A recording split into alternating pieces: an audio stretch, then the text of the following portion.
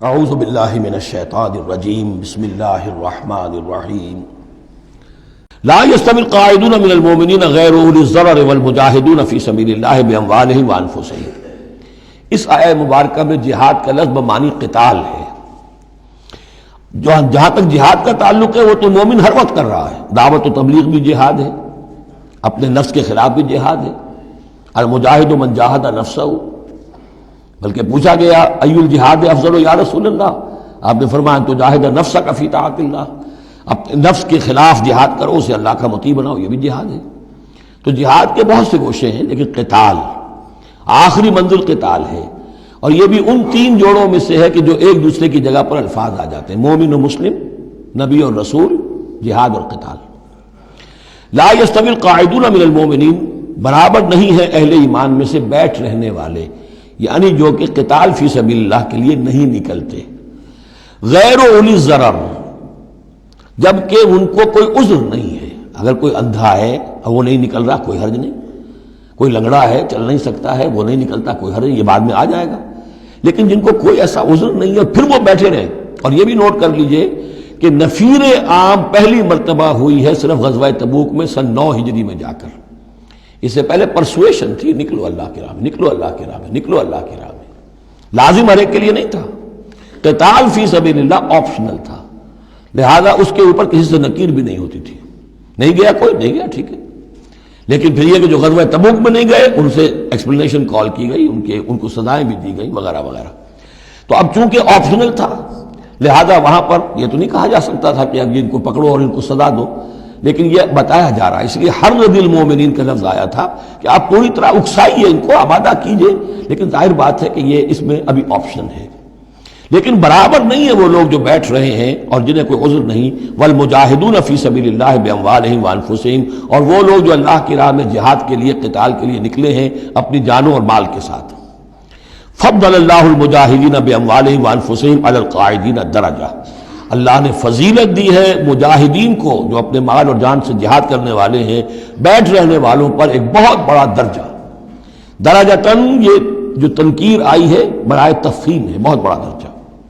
وَكُلًّا وَعَدَ اللَّهُ الْحُسْنَىٰ، اور چونکہ یہ فرض نہیں، نفیر عام نہیں، لہذا فرمایا گیا سب کے لیے اللہ کی طرف سے اچھا وعدہ ہے۔ جو نہیں نکلا چونکہ ابھی وہ فرض ہے نہیں، لازم کیا نہیں گیا ہے، تو ان کے لیے بھی اللہ تعالیٰ کی طرف سے، اگر انہوں نے اتنی ہمت نہیں کی ہے، وہ کمتر مقام پر قانے ہو گئے تو ٹھیک ہے، لیکن اللہ تعالیٰ کی طرف سے ان کے اوپر کوئی گرفت نہیں ہوگی۔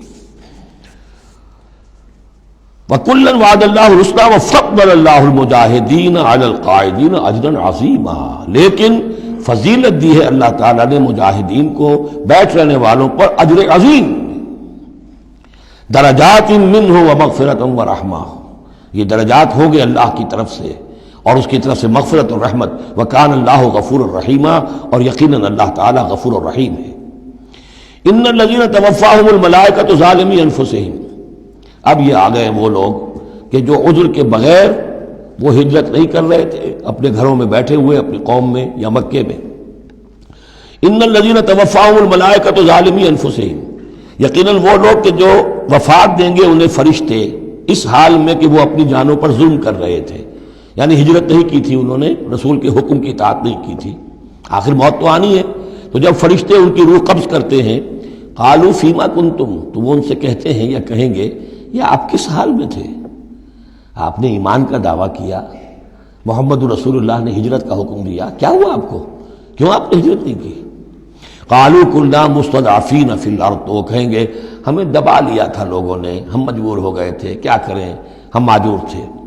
قالوا الم تکن ارض اللہ واسعہ، وہ فرشتے کہیں گے کیا اللہ کی زمین واسع نہیں ہے، وسیع نہیں ہے، کھلی نہیں ہے، کشادہ نہیں ہے، فتہاجروا فیہا، کہ تم اس پہ ہجرت کرتے۔ فاولئک مأواہم جہنم، تو یہ وہ لوگ ہیں جن کا ٹھکانہ جہنم ہے، وساءت مصیرا، اور وہ بہت بری جگہ ہے ٹھہرنے کی۔ الا المستضعفین من الرجال، ہاں ایسے لوگ جو واقعتاً جن کو اب چینز پہنا دی گئی ہوں، زنجیروں میں جکڑ کر جن کو کہ گھروں میں رکھا گیا، ان کا معاملہ ہو رہا ہے کہ جنہیں دبا دیا گیا ہو۔ مستضعفین من الرجال والنساء، اور عورتیں، ان کے لیے تنہا سفر کرنا، ایسے بھی عورتیں تھیں جن تنہا ہجرت کی ہے، لیکن ہر ایک کے لیے تو نہیں۔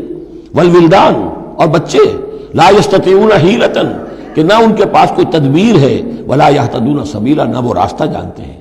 فاولئک عسى اللہ ان یعفو عنہم، تو یہ وہ لوگ ہیں کہ اللہ تعالیٰ ان کو معاف فرمائے گا۔ اگر عذر تھا، مجبوری تھی، نہیں جا سکتے تھے، بچے ہیں، عورتیں، ان کے لیے کہا گیا تھا کہ ان کے لیے قتال فی سبیل اللہ کرو، انہیں جا کے چھڑاؤ۔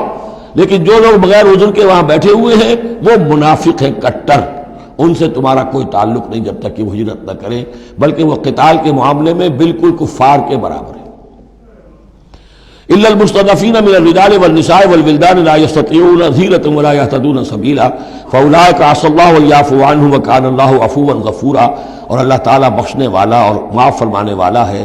ومن يهاجر في سبيل اللہ، اور جو کوئی ہجرت کرے گا اللہ کی راہ میں، یجد فی الارض مراغما کثیرا وسعا، وہ زمین میں پائے گا کشادگی بہت بڑی اور وسعت۔ ان ارضی واسعۃ فإیایا فاعبدون، سورہ عنکبوت میں آپ پڑھیں گے، میری زمین بڑی کشادہ ہے، اگر یہاں اللہ کی بندگی نہیں کر سکتے تو کہیں اور چلے جاؤ۔ ومن یہاجر فی سبیل اللہ یجد فی الارض مراغما کثیرا وسعا ومن یخرج من بیتہ مہاجرا، اور اس کے ساتھ ساتھ یہ بھی سمجھ لو جو شخص اپنے گھر سے نکل کھڑا ہوا ہجرت کے لیے الی اللہ ورسولہ، اللہ اور اس کے رسول کی طرف، دولت کے لیے نہیں۔